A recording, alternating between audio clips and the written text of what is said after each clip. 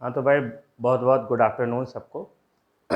सब लोग लाइव आ जाएं, है ना। तो हम लोग स्टार्ट करेंगे। एक छोटा सा टॉपिक है, बहुत बड़ा टॉपिक नहीं है, जिसको हम लोग क्या कहते हैं, इलेक्ट्रोकेमिस्ट्री में हम लोग पढ़ने जा रहे हैं रेफरेंस इलेक्ट्रोड। रेफरेंस का क्या मतलब होता है मैं बताता हूँ। जैसे आप कहते हो कि भाई ये मेरी एनसीईआरटी एक टेक्स्ट बुक है जो सीबीएसई ने प्रिस्क्राइब की है, और इसके रिस्पेक्ट में मैं एक रेफरेंस बुक भी लेता हूँ, या कोई भी रेफरेंस बुक है उससे हम लोग इसको पढ़ेंगे। रेफरेंस मीन्स होता है स्टैंडर्ड। ये रेफरेंस है, ये स्टैंडर्ड कंडीशन है। इसी कंडीशन को सब लोग हम लोग क्या करेंगे, फॉलो करेंगे। अब हम लोग को यहाँ इलेक्ट्रोकेमिस्ट्री में रेफरेंस इलेक्ट्रोड की क्या ज़रूरत पड़ी, इसको भी हम बताते हैं आपको। कभी कभी आपसे क्वेश्चन पूछ लिया जाता है कि ऑक्सीडेशन हाफ का इलेक्ट्रोड पोटेंशियल या तो स्टैंडर्ड या तो नॉर्मल, रिडक्शन हाफ का रिडक्शन पोटेंशियल या तो स्टैंडर्ड या तो नॉर्मल पूछ लिया जाता है। उस कंडीशन में हम जिंक या कॉपर के इलेक्ट्रोड का यूज़ नहीं करते हैं। हम दो दो अलग इलेक्ट्रोड ने यूज़ करेंगे, क्योंकि केवल जब ऑक्सीडेशन हाफ का ऑक्सीडेशन पोटेंशियल पूछा जाएगा तो हम किसी के रिस्पेक्ट में दूसरे के ऑक्सीडेशन पोटेंशियल को फाइंड करेंगे। तो रेफरेंस इलेक्ट्रोड इस मटेरियल का और इस तरह सेटअप करेंगे कि जिसका इलेक्ट्रोड पोटेंशियल ऑलमोस्ट क्या रहे, आपका जीरो रहे। मतलब अगर कोई रेफरेंस इलेक्ट्रोड लगाते हैं, वो इलेक्ट्रोड या तो आरपी की तरह काम करे, ऑक्सीडाइजिंग पोटेंशियल के लिए रिड्यूसिंग पोटेंशियल की तरह काम करेगा, और रिड्यूसिंग पोटेंशियल के लिए ऑक्सीडाइजिंग पोटेंशियल की तरह काम करेगा।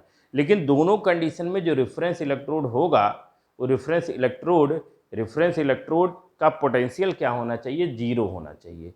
मतलब उसके आने से दूसरे के ऑक्सीडाइजिंग पोटेंशियल, दूसरे इलेक्ट्रोड की रिड्यूसिंग पोटेंशियल में कोई इफेक्ट ना हो, जिसकी वजह से हम किसी दूसरे हाफ रिएक्शन के ऑक्सीडाइजिंग पोटेंशियल, हाफ रिएक्शन की रिड्यूसिंग पोटेंशियल को हम लोग क्या करें, फाइंड कर लें। इसीलिए हम लोग यूज़ करते हैं रेफरेंस इलेक्ट्रोड। तो एक बार मैं फिर से बताता हूँ, रेफरेंस इलेक्ट्रोड हम लोग क्यों यूज़ करते हैं। रेफरेंस इलेक्ट्रोड हम OP half cell, RP half cell की एग्जैक्ट वैल्यू को फाइंड आउट करने के लिए, किसी के रिस्पेक्ट में नहीं, OP in respect of any other metal नहीं, RP in respect of any other metal नहीं, एग्जैक्ट वैल्यू ओपी, किसी भी इलेक्ट्रोड की एग्जैक्ट, किसी भी मेटल की एग्जैक्ट ओपी, किसी भी मेटल की एग्जैक्ट आरपी की वैल्यू को फाइंड आउट करने के लिए हम लोग स्टैंडर्ड इलेक्ट्रोड का क्या करते हैं, यूज़ करते हैं। क्योंकि जब तक दूसरा इलेक्ट्रोड नहीं होगा, सर्किट नहीं कंप्लीट होगी, करंट नहीं फ्लो करेगा, तो हम पोटेंशियल डिफरेंस को फाइंड आउट नहीं कर सकते हैं। लेकिन हमको जो दूसरा इलेक्ट्रोड लेना है, उस इलेक्ट्रोड के आने से किसी ओपी हाफ या आरपी हाफ के इलेक्ट्रोड पोटेंशियल में कोई अगर चेंज नहीं होगा, तो हम आसानी से एग्जैक्ट वैल्यू को क्या कर सकते हैं, फाइंड आउट कर सकते हैं। इसीलिए बेटा हम लोग यूज़ करते हैं रेफरेंस इलेक्ट्रोड का। तो ये बात समझ में आ गई होगी, होपफुली हम लोग पढ़ने क्या जा रहे हैं। तो हम लोग हाइड्रोजन को as a respect electrode, standard electrode potential के लिए रखते हैं। क्यों? क्योंकि हाइड्रोजन से पहले वाले मेटल कुछ और बिहेव करेंगे, हाइड्रोजन के बाद वाले मेटल की बिहेवियर कुछ और होगा। ये आपको होपफुली अच्छी तरह से आता होगा। तो हाइड्रोजन को हम यूज़ करेंगे, स्टैंडर्ड हाइड्रोजन हाफ सेल बनाएंगे। स्टैंडर्ड हाइड्रोजन हाफ सेल बनाएंगे कैसे, उसको भी हम कंस्ट्रक्शन को बताते हैं। हम लोग एक बीकर लेंगे, और उस बीकर में 1 मोलर हाइड्रोक्लोरिक एसिड सोल्यूशन को क्या करेंगे, डालेंगे। 1 मोलर हाइड्रोक्लोरिक सोल्यूशन, क्योंकि जब स्टैंडर्ड की बात करें, स्टैंडर्ड हाइड्रोजन, अगर हम स्टैंडर्ड लेते हैं स्टैंडर्ड हाइड्रोजन हाफ सेल, तो स्टैंडर्ड हाइड्रोजन हाफ सेल का मतलब होता है सारे कंडीशन स्टैंडर्ड होने चाहिए। स्टैंडर्ड कंडीशन क्या होता है, आपको 25 डिग्री सी टेम्परेचर मेंटेन करना है, गैस का 1 एटमॉस्फेयर प्रेशर मेंटेन करना है, और आपका जो भी सोल्यूशन यूज़ करना है वो सोल्यूशन कितना होना चाहिए, 1 मोलर सोल्यूशन होना चाहिए। तो हमने एक बीकर लिया, उस बीकर में हमने क्या रखा, 1 molar hydrochloric acid solution. 1 molar hydrochloric acid solution इसके अंदर हमने डाल दिया है। उसके बाद हम इसमें पीटी, प्लेटिनम या पैलेडियम मेटल का बना, या प्लेटिनम या पैलेडियम मेटल के एलॉय का, सबसे बेटर रहेगा कि इनके मेटल का जो एलॉय होगा, उसी एलॉय का हम लोग इलेक्ट्रोड बनाएंगे, और उस इलेक्ट्रोड को 1 मोलर HCl सोल्यूशन के अंदर क्या करेंगे, डिप करेंगे। अब उसके ऊपर एक कैप लगाएंगे, ये देखिए कैप जैसा लगाया है, और इस कैप के अंदर हम हाइड्रोजन गैस को क्या करेंगे, फिल करेंगे। बट इस हाइड्रोजन गैस का प्रेशर कितना होना चाहिए, 1 एटमॉस्फेरिक प्रेशर से ज़्यादा नहीं होना चाहिए। होगा क्या, आपने इस प्रोसेस को पढ़ रखा है, कहाँ पढ़ रखा है, क्लास 11 में पढ़ रखा है। एक रिएक्शन था हाइड्रोजनेशन रिएक्शन। उस हाइड्रोजनेशन रिएक्शन में आपने पढ़ा था कि अनसैचुरेटेड हाइड्रोकार्बन पे जब हाइड्रोजन गैस का रिएक्शन कराते हैं तो उस समय हम लोग कैटालिस्ट यूज़ करते थे, पीटी-पीडी। वो कैटालिस्ट करता क्या था, आपको एक बात बढ़िया से समझ में आना है कि गैस मॉलिक्यूल के बीच में ना अट्रैक्शन होता है ना रिपल्सन होता है। तो आपका इथीन भी गैस है, हाइड्रोजन भी गैस है, तो रिएक्ट कैसे करेंगे, रिएक्शन के लिए अट्रैक्शन होना बहुत ज़रूरी है। तो उसके लिए हम लोग एक कैटालिस्ट यूज़ करते थे, पीटी-पीडी। वो पीटी-पीडी कैटालिस्ट क्या करते थे, उस हाइड्रोजन गैस को अपने सरफेस पे एडजॉर्ब कराते थे। सरफेस पे एडजॉर्ब होता था और एडजॉर्ब हो जाता था सरफेस पे, तो PT-PD CH2 double bond CH2 के पास आता था और पास आने की वजह से आपस में वो कोलाइड करके रिएक्शन कर जाते थे और एक प्रोडक्ट का फॉर्मेशन हो जाता था। वहाँ हम लोग क्या पढ़ते थे कि Pt Pd act as a catalyst. तो यहाँ भी आपका एक कैटालिस्ट की तरह काम कर रहा है। पीटी-पीडी के सरफेस पे हाइड्रोजन गैस जाके क्या कर जा रहा है, एडजॉर्ब हो रहा है। तो हमने क्या किया, सिंपल सा कंस्ट्रक्शन है, स्टैंडर्ड कंडीशन बनाना है। एग्जाम में कभी कभी कुछ नहीं पूछा जाता है न्यूमेरिकल, केवल यही पूछ लिया जाता है। यही 2 नंबर का जो बोर्ड पे आपने लिखा है मैंने उसको मैं अभी एक्सप्लेन करूंगा। तो मैंने एक बीकर लिया, उस बीकर में 1 मोलर HCl डाला, उसके अंदर पीटी-पीडी एलॉय का बना एक हमने क्या डाला, इलेक्ट्रोड डाला, उसके ऊपर एक कैप लगाई, कैप के अंदर से H2 गैस को हमने इसके अंदर फिल किया और वो H2 गैस पीटी-पीडी के सरफेस पे क्या हो गया है, एडसॉर्ब हो गया है।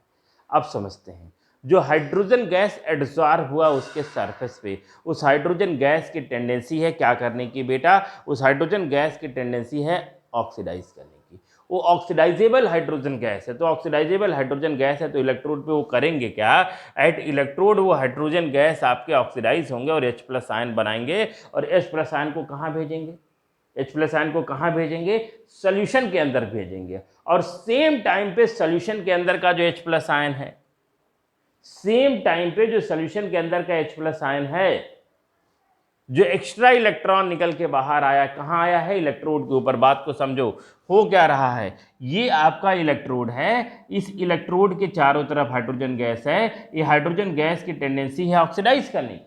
तो हाइड्रोजन गैस ऑक्सीडाइज करेगा तो ये क्या कर रहा है, सोल्यूशन के अंदर 1/2 H+ आयन के फॉर्म में आ रहा है और अपने इलेक्ट्रॉन को कहाँ भेज रहा है, अपने इलेक्ट्रॉन को इलेक्ट्रोड पे छोड़ दे रहा है।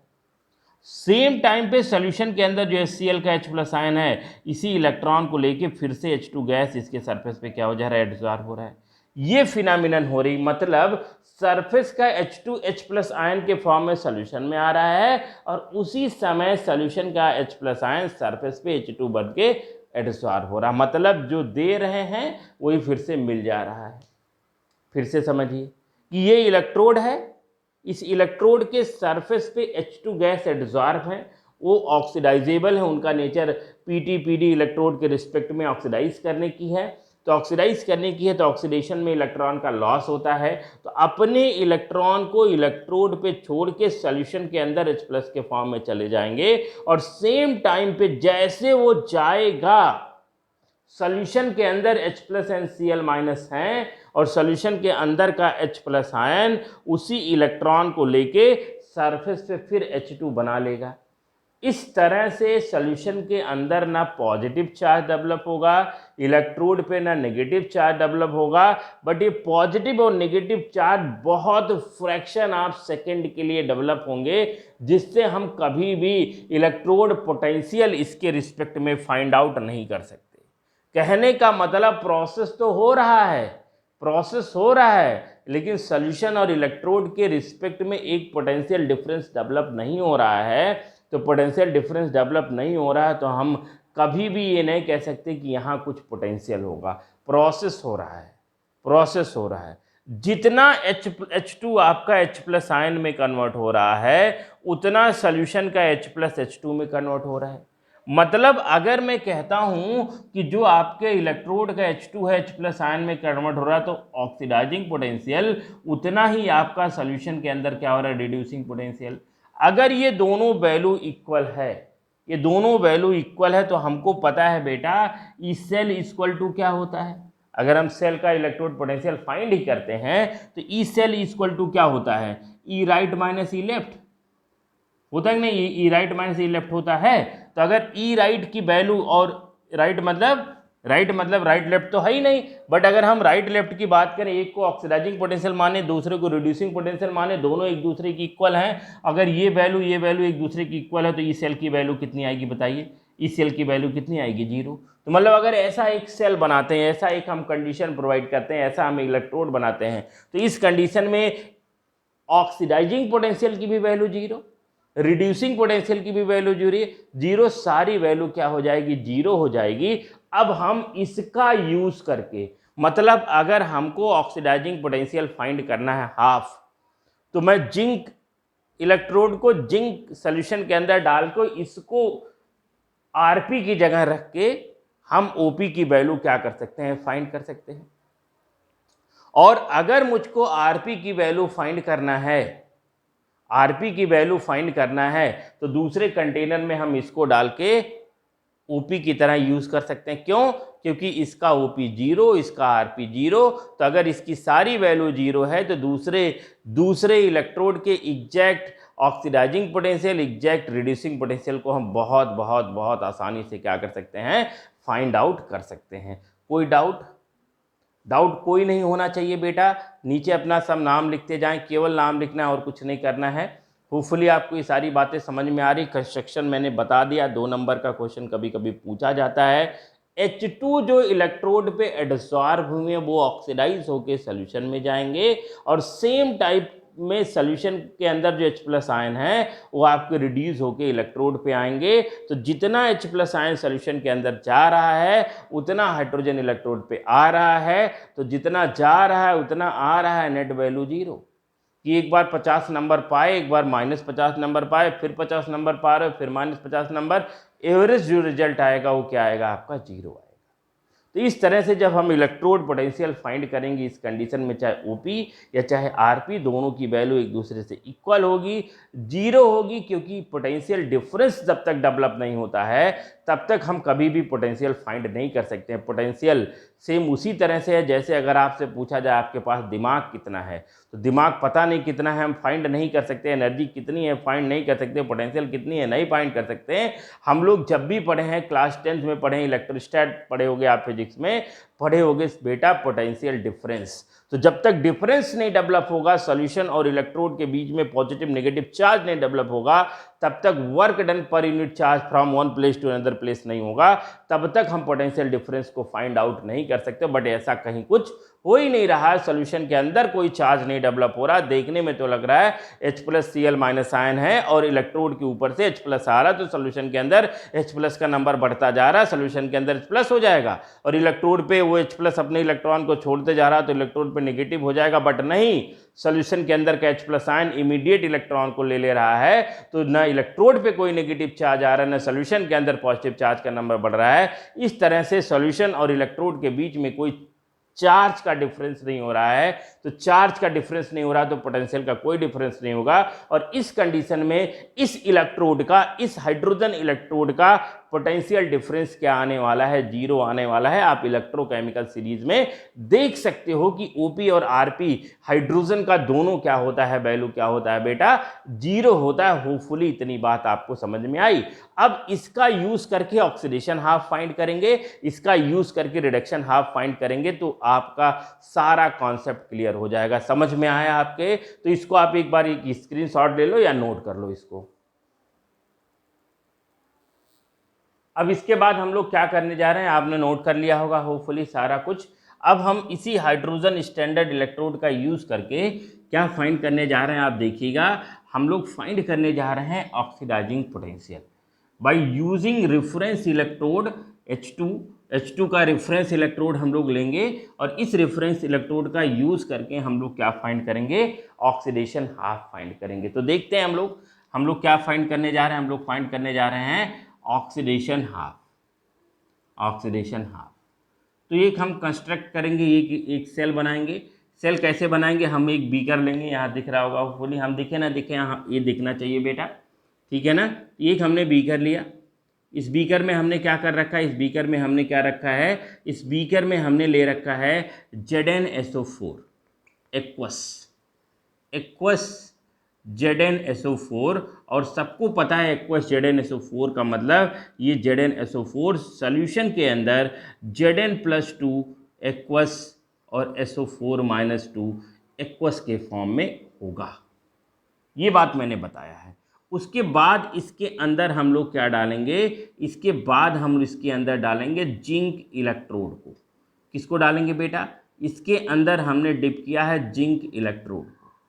ठीक, अब इसी का हम ऑक्सीडाइजेशन हाफ फाइंड करेंगे। ऑक्सीडेशन हाफ कैसे फाइंड करेंगे, हम आपको पता है कि अब देखो इसको करने से पहले जो भी इलेक्ट्रोड लिया है आपने, जो भी ये इलेक्ट्रोड लिया, इस इलेक्ट्रोड का वेट कर लोगे।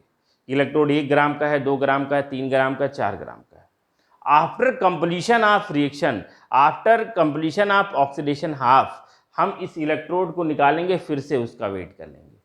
अगर उसके वेट में कुछ कमी आई है तो ऑक्सीडेशन हुआ है, अगर वेट में कमी नहीं आई है तो ऑक्सीडेशन नहीं हुआ। तो मुझको करना क्या है, इस इलेक्ट्रोड का वजन ले लेना है, इस इलेक्ट्रोड का वेट ले लेना है। इलेक्ट्रोड का वेट ले लोगे, इलेक्ट्रोड आपका 1 ग्राम, 2 ग्राम, 3 ग्राम कुछ भी है। क्यों, क्योंकि इसके सरफेस का जो जिंक एटम है उसमें ऑक्सीडेशन होगा और उस सॉल्यूशन के अंदर जाएगा, और इस इलेक्ट्रोड पे कैसा चार्ज डेवलप होगा बेटा, इस इलेक्ट्रोड पे नेगेटिव चार्ज डेवलप होगा, इस इलेक्ट्रोड पे नेगेटिव चार्ज डेवलप होगा। ये बात आपको समझ में आनी चाहिए। तो इस इलेक्ट्रोड पे नेगेटिव चार्ज डेवलप होगा और इसके सरफेस का जिंक एटम सॉल्यूशन के अंदर जाएगा और सॉल्यूशन के अंदर पॉजिटिव चार्ज डेवलप होगा, इस इलेक्ट्रोड के ऊपर नेगेटिव चार्ज डेवलप होगा। तो सॉल्यूशन और इलेक्ट्रोड के बीच में अपोजिट चार्ज होंगे, पोटेंशियल डिफरेंस होगा, और यहाँ ऑक्सीडाइजेबल जिंक है तो हम यहाँ क्या फाइंड कर सकते हैं, हम यहाँ फाइंड कर सकते हैं ऑक्सीडाइजिंग पोटेंशियल। यहाँ हम लोग ओपी की वैल्यू क्या कर सकते हैं, फाइंड कर सकते हैं। यहाँ सॉल्यूशन के अंदर का जिंक आयन सरफेस के इलेक्ट्रॉन को एब्जॉर्ब नहीं कर सकता है, नहीं कर पाएगा, टेंडेंसी नहीं होती है इलेक्ट्रॉन को एक्सेप्ट करने की, इसीलिए एक्सेप्ट नहीं कर पाता है। तो ये आपको बात समझ में थोड़ी बहुत आनी चाहिए। हमने इस इलेक्ट्रोड को क्या कर लिया, वेट कर लिया है, क्योंकि जब ऑक्सीडेशन ख़त्म हो जाएगा, जब हम ऑक्सीडेशन हाफ फाइंड कर लेंगे, इलेक्ट्रोड को निकालेंगे, उसका वेट करेंगे। अगर उसके वेट कुछ रिड्यूस हुआ होगा, इसका मतलब ऑक्सीडेशन हुआ है, नहीं हुआ है। अगर वेट कम नहीं हुआ तो कुछ ऑक्सीडेशन नहीं हुआ है। बढ़ तो सकता नहीं, घट ही सकता है। तो कैसे घटेगा इसको भी देखना है आपको, ठीक है ना। फिर हम इससे कनेक्ट करेंगे, एक हम लोग क्या लेंगे, यहाँ ले लिया मैंने एक्वस ZnSO4, और इसके ऑक्सीडेशन हाफ को फाइंड करने के लिए मैंने एक कंटेनर लिया। इस कंटेनर में मैंने कुछ खास काम नहीं कर रखा। इस कंटेनर में मैंने PTPD या आपका PT एंड PD का एलॉय का इलेक्ट्रोड ले लिया है। इसके ऊपर मैंने एक छोटी सी इस तरह से कैप जैसी कुछ लगा रखी है। इसके अंदर मैंने हाइड्रोजन गैस को फिल कर रखा है, हाइड्रोजन गैस को फिल कर रखा है। और क्या करेंगे, इसके अंदर हमने क्या डाला है, 1 मोलर HCl, 1 मोलर HCl।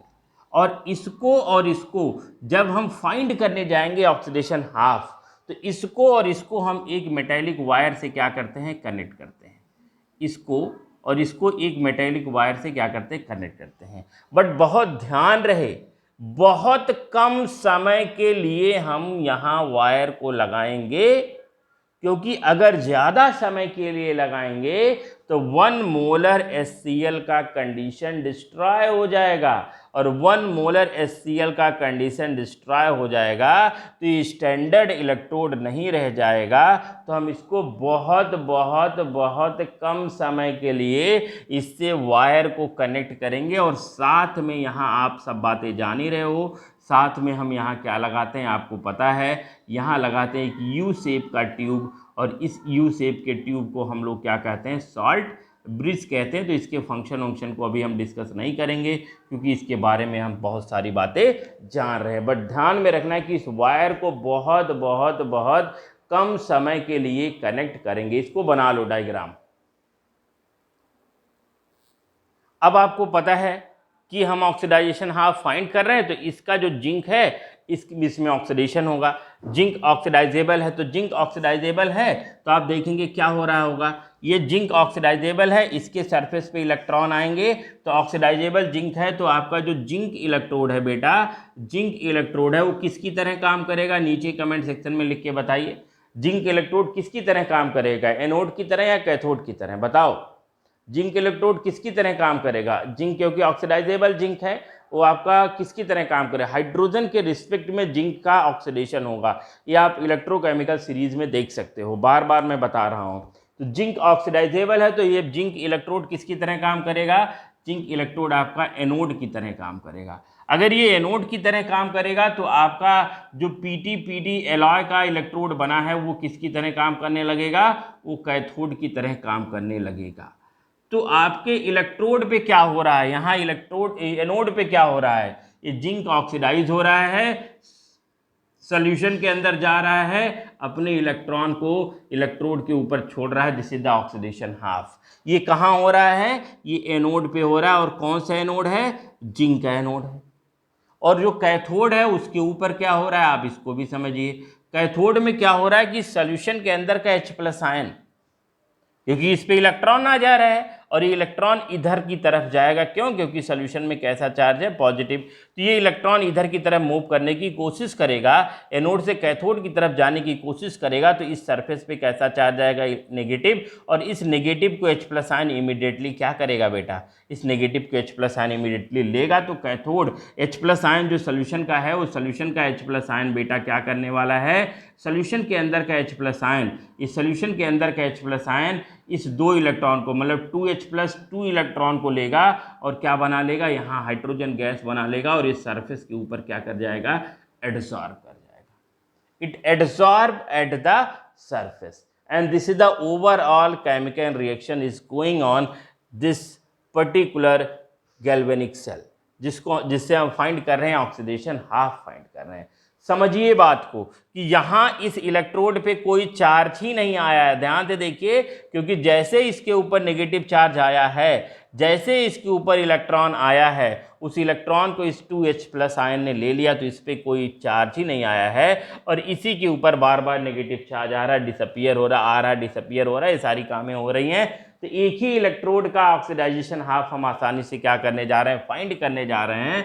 और इस कंडीशन में अगर हम ओवरऑल रिएक्शन को देखेंगे तो यहाँ इलेक्ट्रॉन इलेक्ट्रॉन कैंसिल हो जाएंगे। आपको मिलेगा क्या? आपको मिलेगा Zn+2H+ गिव्स Zn+2H2, ये मिलेगा। अब यहां ऑक्सीडाइजिंग पोटेंशियल है, यहां रिड्यूसिंग पोटेंशियल है, बट यहां ऑक्सीडाइजिंग पोटेंशियल की कुछ वैल्यू होगी, यहां रिड्यूसिंग पोटेंशियल। स्टैंडर्ड कंडीशन में आपने कितना फाइंड किया है? स्टैंडर्ड कंडीशन में आपने यहां 0 फाइंड किया है। तो अगर आपको ई सेल की वैल्यू फाइंड करनी है, ई सेल, तो आप करते हो सर ई राइट माइनस ई लेफ्ट, यही करते हो ना आप, ई राइट माइनस ई लेफ्ट, यही करके तो फाइंड करते हो। ई राइट में क्या है? अगर इस सेल की बात करेंगे, ई राइट में क्या हो रहा है? देखिए ई राइट में क्या हो रहा है? ई राइट में हो रहा है, अगर हम देखेंगे ई राइट, तो ई राइट क्या करेंगे हम लोग? 2H+ से क्या हो रहा है आपका? H2 minus. ई लेफ्ट में क्या हो रहा है? ई लेफ्ट में हो रहा है Zn/Zn+2। हो रहा है कि नहीं हो रहा बेटा? आप देखिए, यही काम हो रहा है कि नहीं हो रहा है? हो रहा है। इसकी वैल्यू कितनी हो जाएगी? 0। अगर इसकी वैल्यू हो गई 0, तो आप फाइंड करते हो ई सेल इक्वल टू हो जाएगा नेगेटिव में Zn/Zn+2 and this is called oxidising potential. और इसी को हम लोग क्या कहते हैं? ऑक्सीडाइजिंग पोटेंशियल कहते हैं। इसी को हम लोग OP कहते हैं। और इसी तरह से हम ऑक्सीडाइजिंग पोटेंशियल की वैल्यू को क्या कर सकते हैं? आसानी से फाइंड कर सकते हैं। इसके लिए अगर हम नॉर्स इक्वेशन लिखेंगे तो कैसे लिखेंगे? सबसे पहले इसको आप नोट कर लीजिए, फिर मैं बताता हूं। तो देखिए कितने आसानी से हमने स्टैंडर्ड रेफरेंस इलेक्ट्रोड का यूज करके ऑक्सीडेशन हाफ की वैल्यू को क्या कर लिया है? फाइंड कर लिया। तो पहले आप इसको नोट करो। अब अगर आप ध्यान से देखेंगे, आपका टेक्स्ट बुक है, आपका page number 71। Look at this. ये आपका जिंक है, Zn है ना? तो Zn की यहाँ वैल्यू कितनी है? -0.76। और किसके रिस्पेक्ट में? हाइड्रोजन के रिस्पेक्ट में। तो अगर हम हाइड्रोजन के रिस्पेक्ट में जिंक की वैल्यू फाइंड करेंगे, तो ये वैल्यू कितनी आएगी? बताइए, ये वैल्यू कितनी आएगी? जिंक की वैल्यू, ये जिंक की वैल्यू कितनी आएगी? ये कितनी आएगी बेटा? -Zn+2। अब देख लीजिए आप, अगर आपको फाइंड करना है OP और आपको फाइंड करना है RP, आप ध्यान से देख लीजिएगा इस बात को। आपने इसको देखा है, आपने ऑक्सीडेशन हाफ फाइंड कर लिया है बेटा। अगर आप ध्यान से देखेंगे तो आपको क्या पता है, आपको पता है कि अगर हम फाइंड करेंगे क्या, अगर हम फाइंड करेंगे ई सेल इक्वल टू क्या होता है आपका ओपी प्लस आपका आरपी होता है। ये होता है, पहले ओपी लिखते हैं फिर आरपी लिखते हैं, आपको अच्छी तरह से पता है। अगर हम ओपी की बात करेंगे, ई सेल की बात करेंगे, वो नेगेटिव पॉजिटिव साइन एक दूसरे के रिस्पेक्ट में हम बात करेंगे। लेकिन अगर हम ओपी और आरपी के नेगेटिव साइन की बात करेंगे तो कैसे फाइंड करेंगे, इसको भी हम आपको बताते हैं, इसको भी बताते हैं। वहाँ नेगेटिव का क्या मतलब था, वहाँ नेगेटिव वैल्यू आई, उसका क्या मतलब था, यहाँ नेगेटिव पॉजिटिव, मतलब वहाँ नेगेटिव में ई सेल की वैल्यू आई ओपी की वैल्यू, बट एग्जैक्ट ओपी की वैल्यू पॉजिटिव होगी या एग्जैक्ट आरपी की वैल्यू नेगेटिव होगी। कैसे होगी, क्या होगी, बताते हैं। E cell equal to OP plus RP, आपके बुक में कैसा लिखा रहता है, यहाँ नेगेटिव लिखा रहता। तो मैंने आपके प्रीवियस लेक्चर में बताया था यहाँ नेगेटिव का क्या मतलब है। यहाँ नेगेटिव का सिंपल मतलब है कि ओपी और आरपी एक दूसरे के जस्ट अपोजिट होते हैं, तो वहाँ अपोजिट होगा तो यहाँ वैल्यू नेगेटिव आ जाएगी, ये आपको पता होना चाहिए। अब अगर हमको फाइंड करना है E cell equal to OP plus RP, तो अगर हम देखेंगे ई ओपी क्या हो रहा है आपका ZN/ZN प्लस 2, और आपका क्या हो रहा है प्लस आरपी की वैल्यू देखेंगे तो क्या हो रहा है 2H प्लस H2। ये हो रहा है कि नहीं हो रहा है। अब आपको पता है कि ई सेल इक्वल टू, आपको पता है क्या पता है आपको, इसकी वैल्यू कितनी है, इसकी वैल्यू 0 है। तो अगर हम देखेंगे तो ई ZN/ZN प्लस 2 ये वैल्यू आएगी, और ये है क्या, ये वैल्यू है ओपी, ये वैल्यू है ओपी, जिसको हम लोग क्या कहते हैं, जिसको हम लोग कहते हैं ऑक्सीडाइजिंग पोटेंशियल। मतलब स्टैंडर्ड ऑक्सीडाइजिंग पोटेंशियल जिंक का अगर हम फाइंड करेंगे, स्टैंडर्ड ऑक्सीडाइजिंग पोटेंशियल अगर हम जिंक का फाइंड करेंगे ई सेल इक्वल टू, तो आपका वो जिंक की वैल्यू पॉजिटिव में आएगी। ये बात आपको समझ में 100% आना चाहिए, ये वैल्यू आपकी पॉजिटिव में आएगी।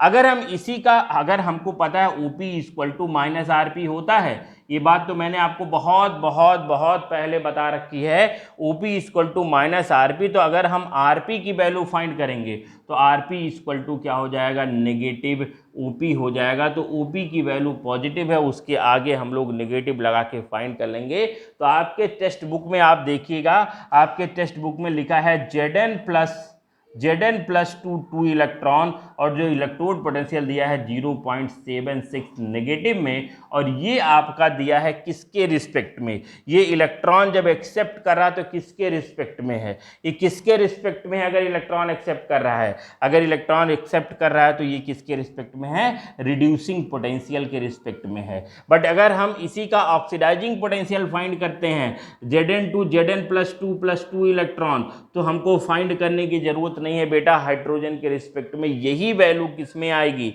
यही वैल्यू आपकी पॉजिटिव में आने वाली है। तो ओपी और आरपी एक दूसरे के जस्ट अपोजिट होते हैं। आप यहाँ माइनस साइन आपका क्यों लगाया जाता है, एनसीईआरटी में क्यों दिया गया है, क्योंकि both are the opposite process, तो अपोजिट के लिए हम नेगेटिव साइन का यूज़ करते हैं। अदरवाइज यहाँ नेगेटिव पॉजिटिव का कोई एज सच मतलब नहीं कि नेगेटिव का मतलब बहुत कम हो गया, पॉजिटिव का मतलब बहुत बढ़ गया, ऐसा कुछ नहीं, बहुत विशेष कोई बातें नहीं हैं। यहाँ पॉजिटिव नेगेटिव का मतलब है, अगर एक ही वैल्यू को पॉजिटिव, एक ही वैल्यू को नेगेटिव लिखा जाता है, तो एक वैल्यू पॉजिटिव लिखा गया है तो ओपी के रिस्पेक्ट में होगा, एक वैल्यू नेगेटिव लिखा गया है तो आरपी के रिस्पेक्ट में होगा।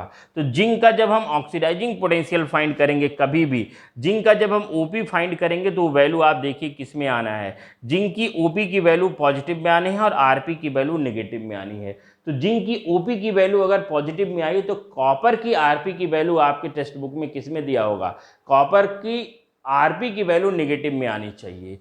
तब आपका जाके आप इस स्टैंडर्ड हाफ सेल का यूज़ करके आप oxidising potential and reducing potential को क्या कर सकते हो, फाइंड कर सकते हो। अब मैं इसके लिए नर्स इक्वेशन लिख के दिखाता हूँ आपको, ये बात आपको समझ में आया। ओपी की वैल्यू पॉजिटिव आएगी, आरपी की वैल्यू किस में आने वाली है भाई, नेगेटिव में आने वाली है इसी जिंक का। अब ओवरऑल अगर हम सेल में होने वाले प्रोसेस को देखेंगे, बढ़िया से समझ गए कि नहीं भाई, समझ में आया ना। अगर हम क्या करते हैं, ई सेल फाइंड करते हैं, ई सेल, तो E cell equal to E ZN/ZN+2, ये ओपी है और ये ओपी की वैल्यू पॉजिटिव में आएगा ऑक्सीडाइजिंग पोटेंशियल। और अगर हम इसी सेल का जिंक के रिस्पेक्ट में आरपी की वैल्यू फाइंड करते हैं तो ZN+2/ZN होना चाहिए और माइनस आरपी, ये वैल्यू आपकी आनी चाहिए।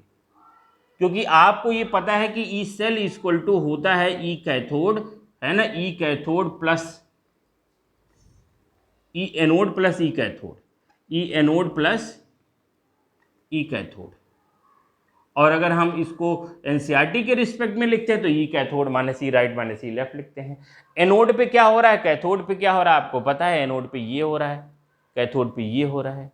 तो ये आपको कैथोड वाली जो वैल्यू है वो पूरी क्या हो जाती है आपकी, कैथोड वाली। अगर हम इस रिस्पेक्ट में देखेंगे, टेक्स्ट बुक के रिस्पेक्ट में नहीं, आईयूपीएसी के रिस्पेक्ट में देखेंगे, तो आईयूपीएसी के रिस्पेक्ट में देखेंगे तो ये एनोड की क्या है, ये एनोड पे हो रहा है, एनोड पे हो रहा है। तो क्या हो रहा है, एनोड पे हो रहा है E Z N oblique Z N plus 2।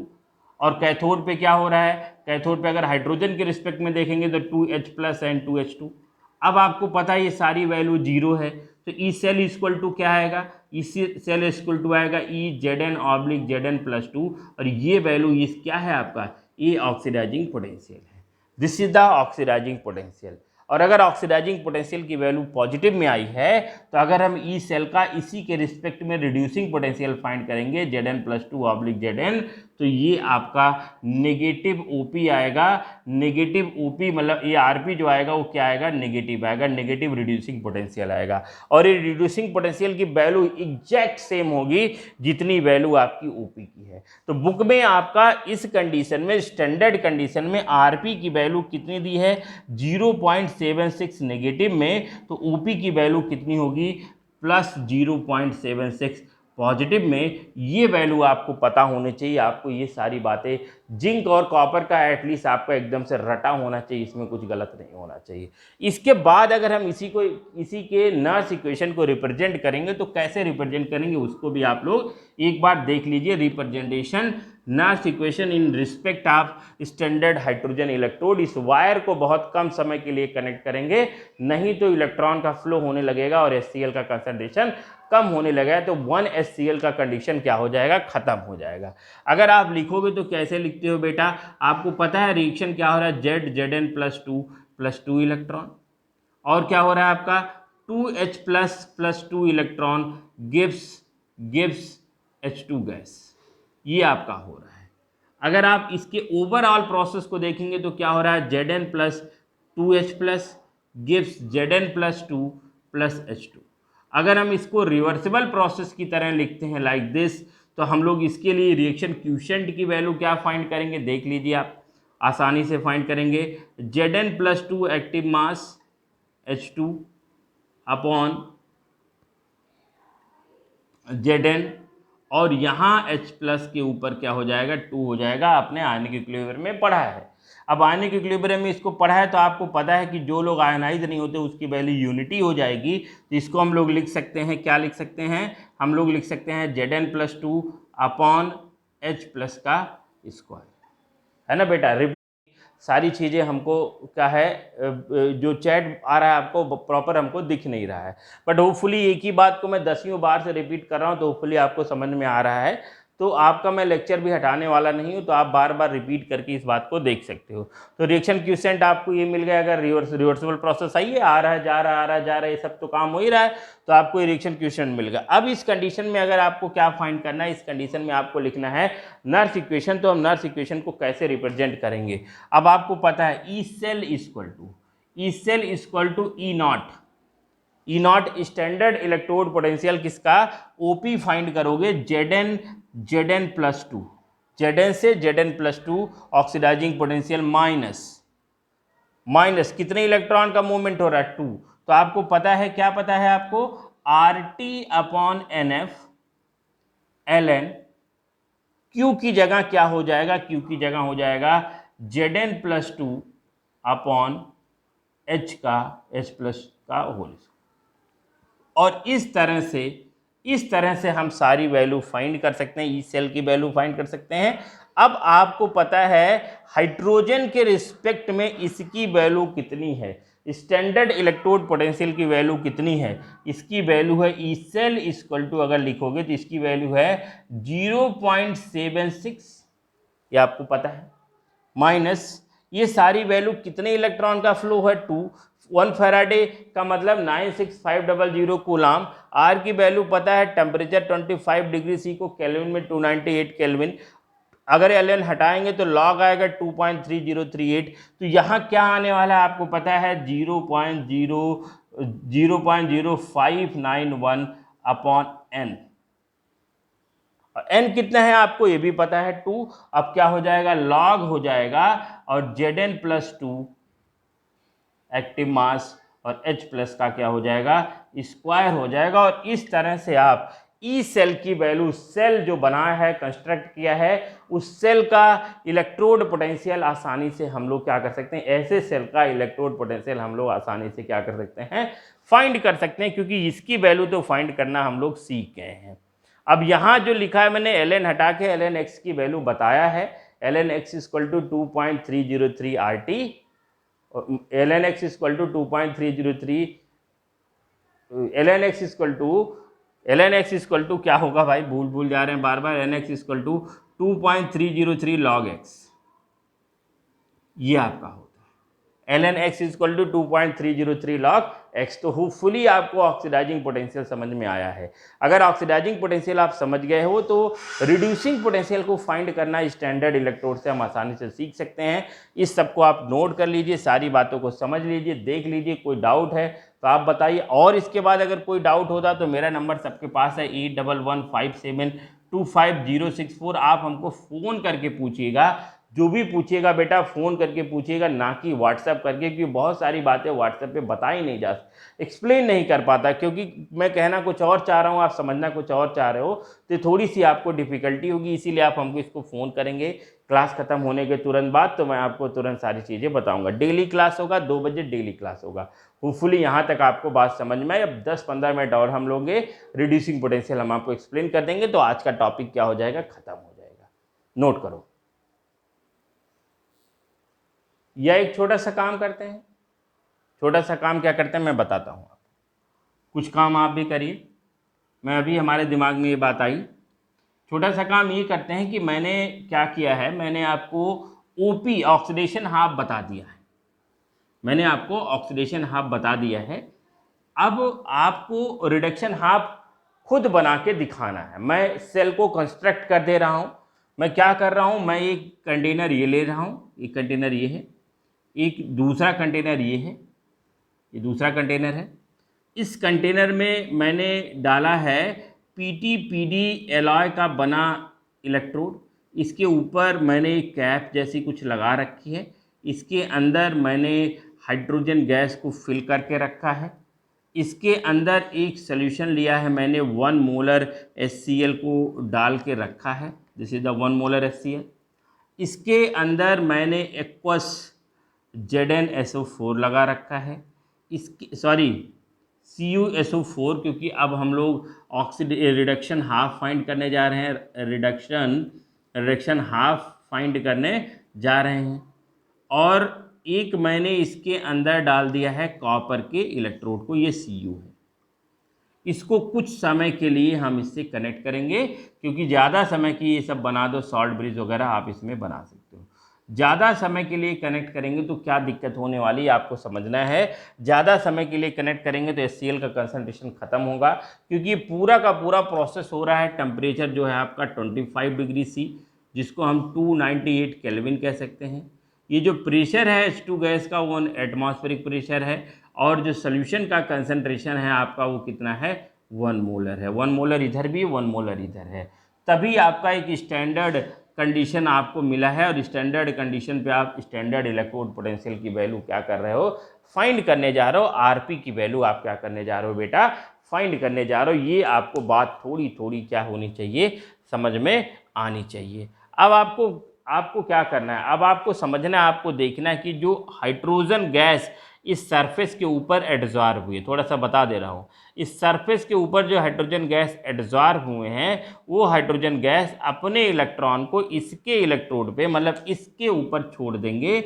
और इसके ऊपर अपने इलेक्ट्रॉन को छोड़ के सॉल्यूशन में किस फॉर्म में आ जाएंगे, ये H2 आपका किस फॉर्म में आ जाएगा, 2H+ आ जाएगा और 2 इलेक्ट्रॉन निकल के बाहर हो जाएंगे। इस तरह से ये PT-PD का इलेक्ट्रोड किसकी तरह काम करेगा बेटा, एनोड की तरह काम करेगा। और एनोड पे हाइड्रोजन गैस ऑक्सीडाइज हो रहे हैं। सेम टाइम पे क्या होने वाला है आपको समझना है, इस सेम टाइम पे क्या होने वाला है। यहाँ तो ये सारा कहानी हो रहा है, H2 यहाँ से आ रहा है, इस पे जा रहा है, आ रहा है, जा रहा है, मतलब यहाँ से H2 H प्लस के फॉर्म में आ रहा है, H प्लस आपका इस पे जाके H2 फॉर्म में डिपॉजिट हो रहा है। ओवरऑल सॉल्यूशन और इलेक्ट्रोड के बीच में कोई भी ऐसा पोटेंशियल डिफरेंस डेवलप नहीं हो रहा है, इसीलिए इसके स्टैंडर्ड इलेक्ट्रोड पोटेंशियल की वैल्यू हम लोग क्या कहते हैं, 0 मानते हैं। बट यहाँ क्या हो रहा है इसको भी समझना बहुत ज़रूरी है। यहाँ क्या हो रहा है, यहाँ आपका, यहाँ बढ़िया समझिएगा, यहाँ आपके सॉल्यूशन के अंदर का, यहाँ आपके सॉल्यूशन के अंदर का Cu+2, सॉल्यूशन के अंदर का कॉपर जो आपका CuSO4 है, CuSO4 किस फॉर्म में है सॉल्यूशन के अंदर, Cu+2 और SO4-2 के फॉर्म में है सॉल्यूशन के अंदर, सॉल्यूशन के अंदर। तो आपका क्या है, ये जो Cu+2 है इसके सरफेस के इलेक्ट्रॉन को लेके आपको फिर करना है, क्या कर रहा है, आप जब प्रोसेस करने जा रहे हो तो कॉपर के वेट करना है, वेट करने के बाद जब प्रोसेस खत्म हो जाएगा फिर से वेट करना है, आप देखिएगा वजन इसकी बढ़ जाएगी। क्यों, क्योंकि कॉपर जो आयंस है वो सरफेस के इलेक्ट्रॉन को लेंगे, तो सरफेस के 2 इलेक्ट्रॉन को लेंगे 2 पॉजिटिव चार्ज, फिर यहाँ SO4- ज़्यादा हो जाएगा, Cu की वैल्यू कम, फिर आपका एक दूसरा जाएगा, दूसरा इसके ऊपर जाएगा, दूसरा जाएगा, फिर 2+ चार्ज, फिर SO4 का माइनस बढ़ेगा, फिर आपका तीसरा जाएगा तो तीसरा यहाँ फिर पॉजिटिव चार्ज SO4। इस तरह से सॉल्यूशन और इलेक्ट्रोड के बीच में एक पॉजिटिव नेगेटिव चार्ज डेवलप होगा और यहाँ हम पोटेंशियल डिफरेंस को फाइंड कर सकते हैं। और यहाँ हो क्या रहा है, यहाँ आपके सॉल्यूशन के अंदर का जो Cu+2 है, सॉल्यूशन के अंदर का जो Cu+2 है सरफेस के 2 इलेक्ट्रॉन को लेके किस में कन्वर्ट हो रहा है, Cu में कन्वर्ट हो रहा है। और ये किस इलेक्ट्रोड पे हो रहा है, इस इलेक्ट्रोड पे हो रहा है। तो ये जो कॉपर का इलेक्ट्रोड है वो किसकी तरह काम कर रहा है, कैथोड की तरह काम कर रहा है, और जो ये इलेक्ट्रोड है किसकी तरह काम कर रहा है, एनोड की तरह। तो ये इलेक्ट्रोड कैथोड की तरह, ये इलेक्ट्रोड किसकी तरह काम कर रहा है, एनोड की तरह काम कर रहा है। आप देख लीजिए, थोड़ा सा दिख नहीं रहा होगा, मैं थोड़ा सा ऐसे घुमा देता हूँ, अब आपको दिखा, ये बात दिखा ना, ये एनोड की तरह काम कर रहा है, ये किसकी तरह, कैथोड की तरह काम कर रहा है। अगर आप इस ओवरऑल सेल को एक साथ रिप्रेजेंट करना चाहते हैं तो आपको पता है कि ये 2 इलेक्ट्रॉन, ये 2 इलेक्ट्रॉन कैंसिल हो जाएंगे। आपका होगा क्या, रिएक्टेंट साइड में कौन है, H2 है प्लस Cu+2 है, प्रोडक्ट साइड में क्या है आपका 2H+ है, 2H+ है और प्लस Cu है। ये आपका प्रोसेस हो रहा है, this is the process. Anode पे ऑक्सीडेशन और कैथोड पे क्या हो रहा है, आपका रिडक्शन हो रहा है। ये आपको मिलके क्या हो जा रहा है, आसानी से तैयार हो जा रहा है, बहुत आसानी से तैयार हो रहा है। और इस कंडीशन में अगर हम रिएक्शन क्यूशेंट Q की वैल्यू फाइंड करेंगे तो क्या होगा, देख लीजिए, इस कंडीशन में होगा H+ का स्क्वायर अब Cu/H2/Cu+2। और आपको पता है कि जो लोग आपके आयनाइज नहीं होते हैं वो आयनिक इक्वेशन में, आयनिक रिवर्सिबल रिएक्शन में आपका क्या हो जा रहा है, उसकी वैल्यू यूनिटी हो जाएगी। तो अगर हम रिएक्शन क्यूशेंट को यहाँ मिटा के, रिएक्शन क्यूशेंट को अगर हम लोग लिखते हैं तो किस तरह से लिख सकते हैं, हम इस तरह से लिख सकते हैं, Q क्या हो जाएगा बेटा, हो जाएगा H+2/Cu+2। होपफुली आपको ये सारी बातें मेरी समझ में आई। अब आपको क्या फाइंड करना है, अब आपको फाइंड करना है ई सेल, आपको फाइंड करना है ओपी, आपको फाइंड करना है आरपी। अब आप बताइए ओपी की वैल्यू वहाँ कैसी थी। अगर हम इस सेल में, ध्यान से देखिए, इस सेल में अगर हम क्या फाइंड करते हैं, पूरे सेल के पोटेंशियल को ई सेल अगर फाइंड करते हैं, ई सेल, अभी पॉजिटिव नेगेटिव मत देखिए, ई सेल, तो ई सेल इक्वल टू क्या होता है भाई, E anode plus E cathode, anode first cathode बाद में, होता है कि नहीं होता, बताइए। E anode plus E cathode होता है, E right minus E left अभी छोड़िए, अभी E anode plus E cathode होता है, ई सेल ईएमएफ आपको पता है ना आपको। तो ई सेल इक्वल टू क्या हो जाएगा, ई सेल एनोड पे क्या हो रहा है, देखिए एनोड कहाँ गया, एनोड पे, एनोड पे हो क्या है, एनोड पे क्या हो रहा है कि ये जो सरफेस के H2 है H+ में कन्वर्ट हो जा रहे हैं। तो आपका हो रहा है ई H2/2H+। और कैथोड पे क्या हो रहा है, कैथोड पे हो रहा है ई कैथोड की अगर हम बात करेंगे तो ई कैथोड पे हो रहा है कि सोल्यूशन के अंदर Cu+2 आपका Cu में कन्वर्ट हो रहा है। तो ये क्या है, ये आपका OP है और ये क्या है आपका RP है। यही तो हमेशा से पढ़ते आओ बेटा, E cell equal to OP + RP है ना। NCERT बुक भी देख लेते हैं हम लगे हाथ, आप देख लीजिए। कॉपर की देख लीजिए, कॉपर की वैल्यू कितनी आई है, कॉपर की value I increasing strength of reducing potential, तो कितनी आई है 0.0 जीरो कॉपर की आपका 2 इलेक्ट्रॉन लेगा, तो ये 2 इलेक्ट्रॉन लेगा तो लेने वाला क्या है, ऑक्सीडाइजिंग पोटेंशियल, और हम लोग फाइंड कर रहे हैं क्या, हम लोग फाइंड कर रहे हैं रिड्यूसिंग पोटेंशियल। तो रिड्यूसिंग पोटेंशियल फाइंड करें, ठीक है ना। रिड्यूसिंग पोटेंशियल फाइंड करेंगे तो रिड्यूसिंग पोटेंशियल में ऐसा नहीं होगा, रिड्यूसिंग में आपका होगा Cu+2 से Cu में, अच्छा इलेक्ट्रॉन लेगा नहीं, इलेक्ट्रॉन देगा Cu+2 से Cu+2, सही है। Cu से Cu+2, ये है आपका loss of electron is called oxidation and gain of electron is called reduction, ये आपका हो रहा है। तो इसको हम क्या कहते हैं, इसको Rp कहते हैं। तो अगर हम कहते हैं Cu+2, अगर हम कहते हैं Cu+2 से अगर 2 इलेक्ट्रॉन ले रहा है तो ये आपका इलेक्ट्रॉन का लेना क्या कहलाता है, इलेक्ट्रॉन का लेना आपका रिडक्शन कहलाता है। और अगर रिडक्शन कहलाता है तो इस रिडक्शन की वैल्यू अगर आप बुक में ध्यान से देखेंगे, आपके पास टेक्स्ट बुक होगा, तो यहाँ Rp की वैल्यू आई है 0.34। 0.34 का क्या मतलब है, आप इसको बताइएगा। ये 0.34 की वैल्यू पॉजिटिव में है या निगेटिव में, आसानी से देखिए। ये वैल्यू पॉजिटिव में है और आप यहाँ भी देख सकते हैं Rp की वैल्यू पॉजिटिव में ही आ रही। कैसे, क्योंकि इस OP तो स्टैंडर्ड कंडीशन है, इसकी वैल्यू क्या हो जाएगी बेटा, 0, इसकी वैल्यू 0 हो जाएगी। आपने इसको देखा लेक्चर के स्टार्टिंग में। तो अगर हम ई सेल की बात फाइंड करेंगे तो E cell equal to positive Rp आना है, पॉजिटिव रिड्यूसिंग पोटेंशियल आना है, किसका, पॉजिटिव रिड्यूसिंग पोटेंशियल आना है इसका, कॉपर का। अब आप देख लीजिए एक बात और, इसको मैं मिटा के समझाता हूं। अगर मैं कहता हूं कि Rp इक्वल टू पॉजिटिव 0.34 और Rp रिड्यूसिंग पोटेंशियल 0.34, मतलब E अगर हम बात करेंगे तो क्या हो रहा है, Cu+2 से आपका Cu में कन्वर्ट हो रहा है, तो आरी वैल्यू 0.34 वोल्ट आ रहा है। और अगर हम इसी का OP फाइंड करेंगे, OP, तो OP होगा नेगेटिव 0.34, जस्ट अपोजिट होगा बेटा, आपका हो जाएगा ECu+2 to Cu equal to -0.34 volt. ये आपको अच्छी तरह से बात समझ में आना चाहिए कि OP और Rp एक दूसरे से जस्ट क्या होते हैं, अपोजिट होते हैं। होपफुली ये बात मेरी आपको समझ में आ रही होगी, मैं बताना क्या चाह रहा हूँ आपको। अगर इसी प्रोसेस को हम नर्स इक्वेशन में, इसी को हम एक नर्स इक्वेशन में रिप्रेजेंट करने की क्या करते हैं, कोशिश करते हैं, तो बहुत आसान है, हम लोग इसको आसानी से नर्स इक्वेशन में इसको लिख सकते हैं। देखिए कैसे लिख सकते हैं।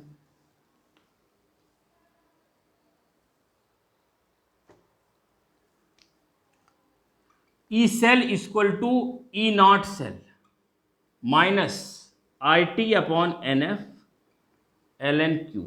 Q की वैल्यू फाइंड किए हो आप, कैसे फाइंड किए हो आप देख लीजिए। एनोड पे हो क्या रहा है, एनोड पे आपका हो रहा है H2 से 2H+ N+2 इलेक्ट्रॉन। कैथोड पे क्या हो रहा है, Cu+2 से 2 इलेक्ट्रॉन ले रहा है और ये आपका Cu में कन्वर्ट हो रहा है। तो अगर हम Q की वैल्यू फाइंड कर रहे हैं, थोड़ा सा दिखने में डार्क नहीं है, मैं इंक डालता हूं, आप देखिए, तब तक इसको आप नोट करिए, तब तक आप इसको नोट करिए, मैं 1 सेकेंड लगेगा, ये टॉपिक आज का ख़त्म हो जाएगा। स्टैंडर्ड इलेक्ट्रोड पोटेंशियल काफ़ी डिटेल में मैंने बातें बता रखी हैं। अगर कोई भी बात आपको समझ में नहीं आई है बेटा, या कोई दिक्कत हो रही है, तो आप हमको डायरेक्टली फ़ोन कर सकते हो। ये मैंने आपको नंबर दिया है, तो आप किसी भी समय हमसे कुछ भी क्या कर सकते हो, पूछ सकते हो, एनी टाइम, है ना, एनी टाइम आप हमसे कुछ भी पूछ सकते हैं। अगर हम रिएक्शन क्वोशिएंट रिवर्सिबल प्रोसेस के लिए फाइंड करते हैं, रिवर्सिबल लगा दो, तो आप देखिए क्या फाइंड करेंगे, ये आपका क्या हो जाएगा, ओवरऑल रिएक्शन की बात, ये रिएक्टेंट साइड है, ये प्रोडक्ट साइड है, तो क्या हो जाएगा, आप देखिए H+ का स्क्वायर और ये प्रोडक्ट में और Cu है, तो ये यूनिटी हो जाएगी, सीधा हटा ही देते हैं, नीचे आपका Cu+2, ये बात आ जाएगी। तो यहाँ मैं ये बातों को लिख दूंगा E cell equal to E naught cell minus IT अपॉन NF, 2 इलेक्ट्रॉन का मूवमेंट हो रहा है, ln H+ का स्क्वायर अपॉन Cu+2, और इस तरह से हम सारी बातें फाइंड कर सकते हैं। स्टैंडर्ड Rp की वैल्यू आपको पता है, स्टैंडर्ड Rp की वैल्यू 0.34 वोल्ट है। This is the standard Rp। तो स्टैंडर्ड Rp की वैल्यू है 0.34 वोल्ट, जो आपने फाइंड किया है ना, जो आपने फाइंड किया है, आपने देखा है कैसे निकल के आया है, एक्सपेरिमेंटली ये फाइंड होता है। तो एक्सपेरिमेंट हमने कैसे, क्या हाइड्रोजन इलेक्ट्रोड का लेके एक्सपेरिमेंट को हम लोग फाइंड करेंगे, वोल्ट मीटर यूज़ करेंगे, उस वोल्ट मीटर से हम पोटेंशियल डिफरेंस को आसानी से क्या कर सकते हैं, फाइंड आउट कर सकते हैं। तो जब आप लेबोरेटरी में हमसे मिलोगे कभी कभी जब हमारी आपकी मुलाकात होगी तो मैं इसको करके दिखाऊंगा, तो होपफुली आपको ये मेरी बात समझ में आई होगी। तो अगर मेरी बात समझ में आई है तो आप इसको नोट कर लीजिए, आप इसको पढ़िए, बार बार रिवाइज करिए, और अगर कोई भी दिक्कत हो तो आप हमसे डायरेक्टली फ़ोन करके पूछ सकते हो, या आप इस लेक्चर को बार बार आगे पीछे करके देखेंगे तो सारा का सारा कॉन्सेप्ट क्रिस्टल क्लियर हो जाएगा। और इसको पढ़ने के बाद एक बार अगर आप एनसीईआरटी को ऐसे रफली नज़र से देख लेंगे, एक बार ऐसे सरसरी नज़र से देख लेंगे, तो कोई ऐसा क्वेश्चन नहीं होगा जो इसको करने के बाद आपका सॉल्व ना हो। ठीक है ना। तो ये सब खत्म हो जाए एक बार, हम उसके बाद न्यूमेरिकल सेक्शन में आएंगे। तो अभी मैंने कल पढ़ाया, आज पढ़ाया, 2-3 दिन और पढ़ाएंगे, 2 दिन 3 दिन और पढ़ाएंगे, पूरा का पूरा चैप्टर क्या हो जाने वाला, ओनली 2 और 3 डेज, 2 या 3 लेक्चर में ये पूरा का पूरा चैप्टर क्या हो जाने वाला आपका खत्म हो जाने वाला। तब तक के लिए थैंक यू वेरी मच।